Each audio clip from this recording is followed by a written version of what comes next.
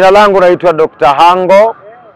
Kikubwa unapochambua siasa za Afrika hivi sasa, bila shaka unamzungumzia rais mashuhuri wa Burkina Faso au kiongozi wa Burkina Faso ambaye alijitwalia madaraka kwa mtutu wa bunduki, kwa maana mapinduzi ambayo yameweza kutolewa tafasiri mbalimbali na wachambuzi wa hali ya mambo.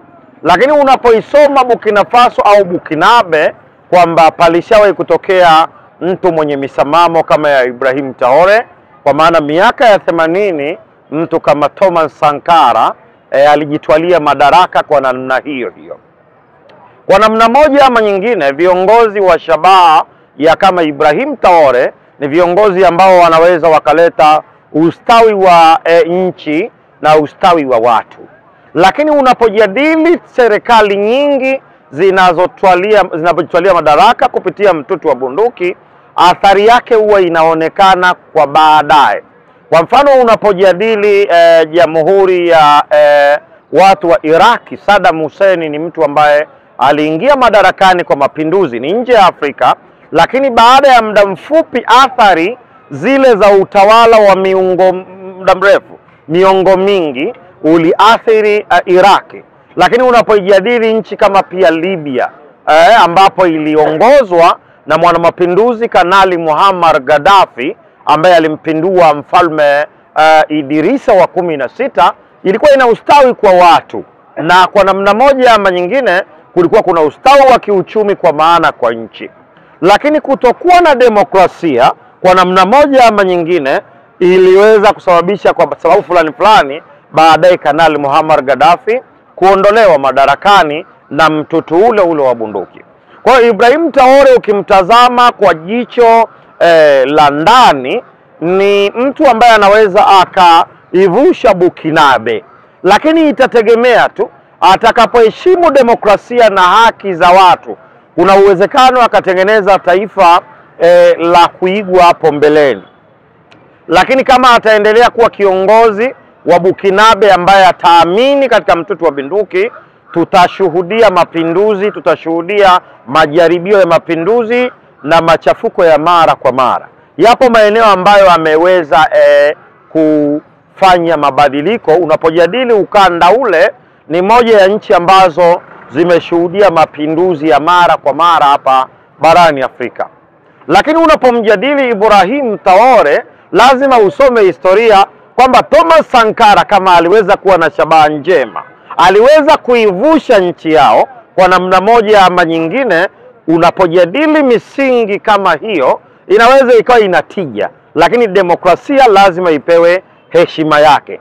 Tabia na kanuni za binadamu, hata kama atafanyiwa lolote jema kwa kiasi cha kiwango cha juu, lakini itafika mahala atahitaji tu kuwa na maamuzi na utashi wa kuchagua na kuchaguliwa. Kwa hiyo demokrasia tu endapo atairejesha katika Burkinabe au Burkina Faso, hii itamsababisha apendwe na watu wengi zaidi.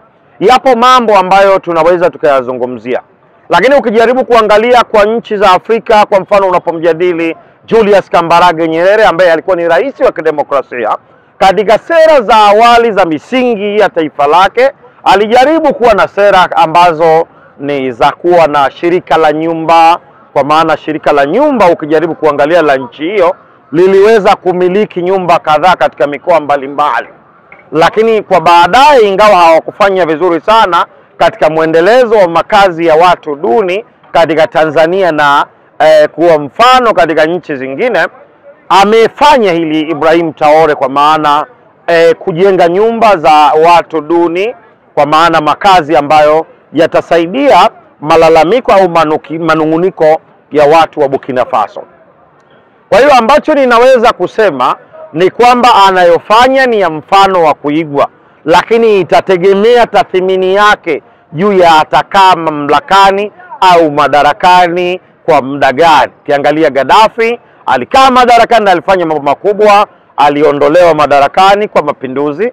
Lakini pia tunaona Saddam Hussein alikuja kuondolewa kwa mtutu wa bunduki, ingawa hatuwezi kuyaita mapinduzi yale. Kwa namna moja ama nyingine, kitakachomfanya Ibrahim Traore aendelee kuwa ni watofauti na yasije yakatokea yale kama yaliyotokea kwa Thomas Sankara. Ni atakapoyafanya ya kwa muda fulani, muda wa mpito wa serikali ya kijeshi utakapomalizika, ni kuruhusu demokrasi au mfumo wa vyama vile vya siasa kurudi katika sehemu yake ya hali ya kawaida. Lakini atakumbukwa kama baba wa demokrasia, lakini pia rais ambaye ameweza kutengeneza mfumo au taarifa itakayokuwa ni jumbe kwa nchi nyingine za Afrika katika hali ya tawala ambazo zinaweza zikawasaidia Waafrika na watu wengine kwa ujumla. Ninaweza kusema tu ni kwamba Afrika ikiwemo Burkina Faso bado ni moja ya sehemu yenye rasilimali nyingi. Unapojadili utajiri wa madini ya Burkina Faso yakiwemo madini ya uranium na madini mengine, siamini kwamba ukiangalia ule utajiri na hali waliokuwa nao Burkina Faso kwamba ni mpango wa Mungu. Hapana, Mungu amewapa utajiri, lakini mpango wa watu wachache, ikiwemo sera mbovu ambayo iliachwa na Wafaransa katika taifa lile, imeshindwa kuwanufaisha Wabukinabe waliokuwa wengi.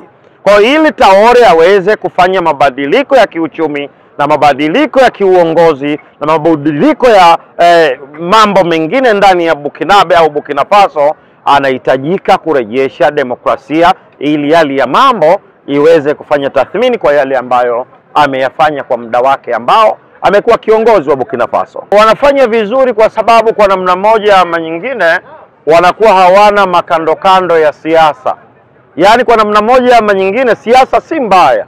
Unapojadili moja ya hotuba mashuhuri ya Julius Kambarage Nyerere, anasema siasa ni moja ya chombo ambacho kinaleta ustawi wa watu na ustawi wa mambo mengine, lakini lazima iwe ni siasa safi.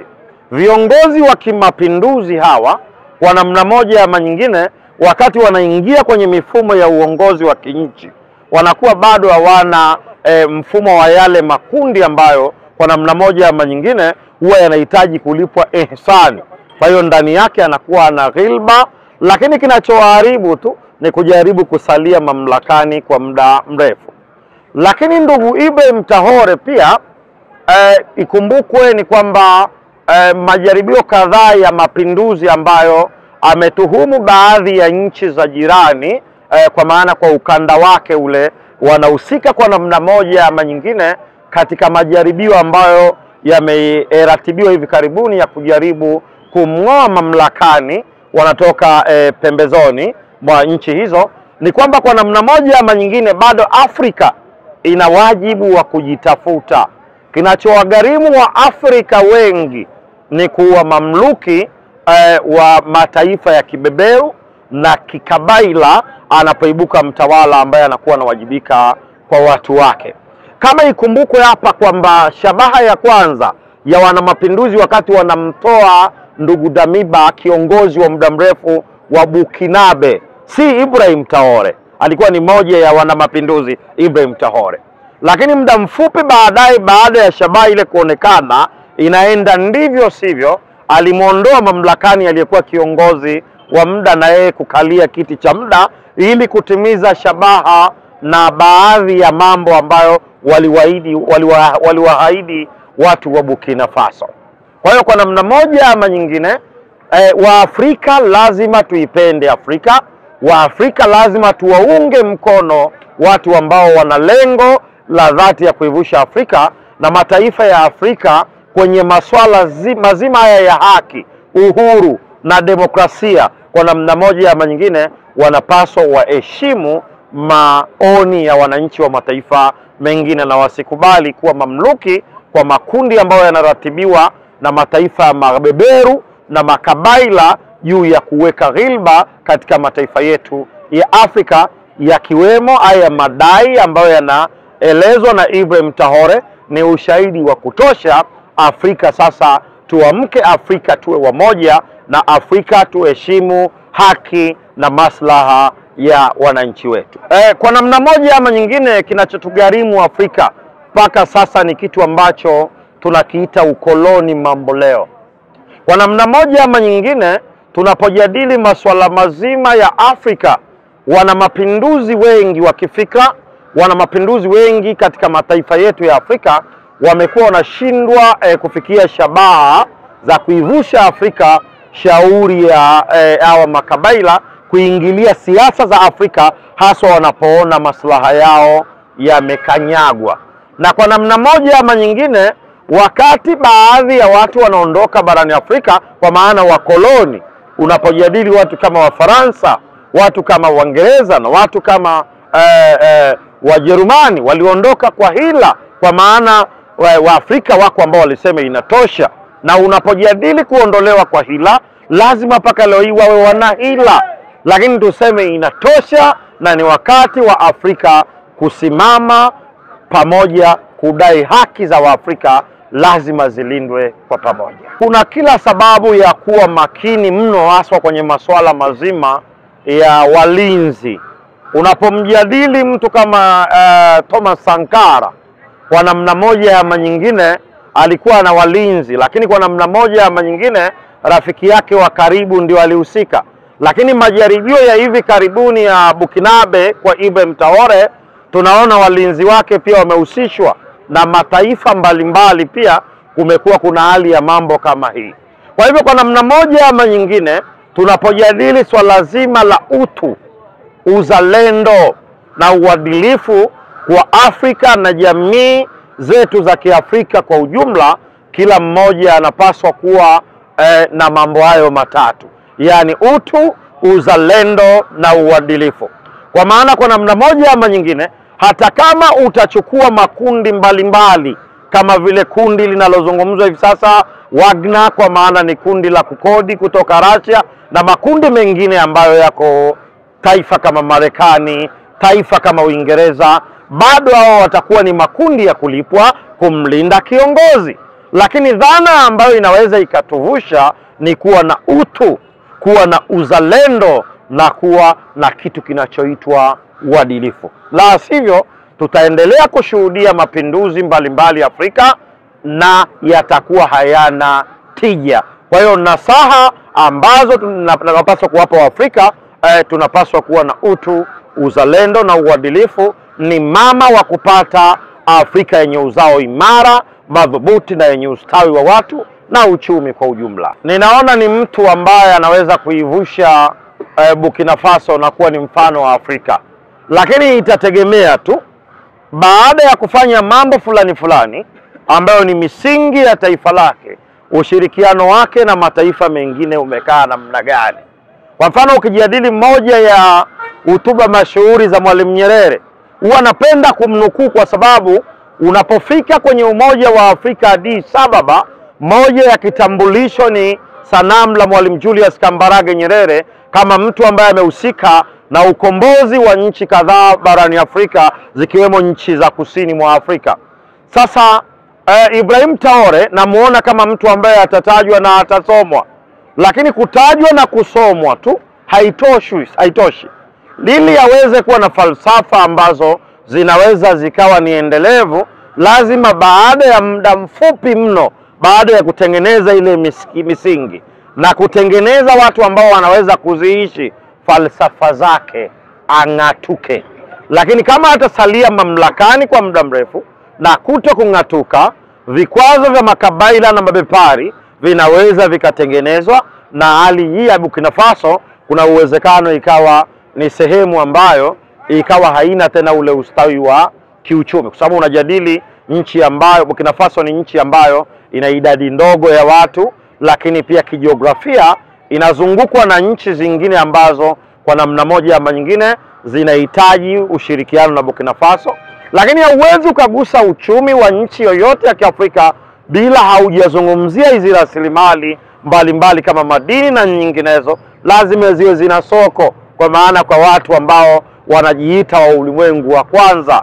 Lazima ziwe zina watu wa ulimwengu wa pili ambao wanamiliki viwanda na kadhalika. Kwa hiyo lazima atengeneze sera ambayo itakuwa ni rafiki. Unapojadili China ambaye ni nje ya Afrika ya Mao Zedong, sio China ya Xi Jinping. China ya Xi Jinping ili iweze kuvuka ilikuja na sera ambayo inaruhusu wawekezaji kuwekeza kwa maslaha ya China na kuacha ujuzi kwa China. Kwa hiyo Ibrahim Traore anapaswa kutengeneza sera ambayo itaifanya baadaye Burkinabe, baada ya kuwa na dira yake kwa namna moja ama nyingine, kuruhusu kuwa ni sehemu salama kwa wawekezaji wa Afrika na wa nje ya Afrika, ili kwa namna moja ama nyingine huu ustawi uwe ni endelevu kwa watu wake.